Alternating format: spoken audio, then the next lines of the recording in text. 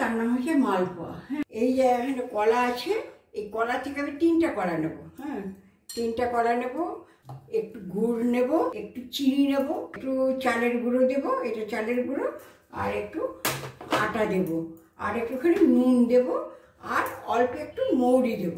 আমি সাদা তেল দিয়ে করবো এটা। এইবার আমি কলাটা একটু মিক্সিতে গ্রাইন্ড করে নেব, তাহলে ভালো হবে জিনিসটা।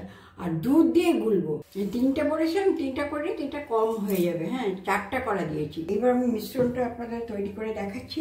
এই যে 4টা কলা আছে, এক কাপ দুধ দিয়ে দিলাম, হাফ কাপ চালের গুঁড়ো, আটা আর ময়দা মিশিয়ে, আটাও দেবো ময়দাও দেবো, যতটুকুনি আটা দেবো ততটুকুনি ময়দা দেবো।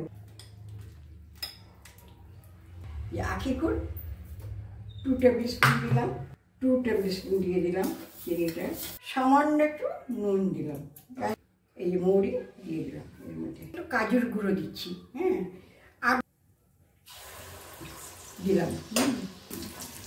খুব সুন্দর ফুলেছে, দারুণ সুন্দর ফুলেছে, একদম লুচির মতন ফুলেছে।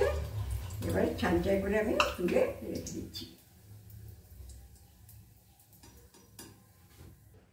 এই যে দেখুন আমার কলার মালপোয়া। কলার মালপোয়া প্রত্যেকটা লুচির মতন ফুলেছিল, আপনাদের সামনেই দেখালাম। হ্যাঁ, প্রত্যেকটা ফুলেছে, প্রত্যেকটা।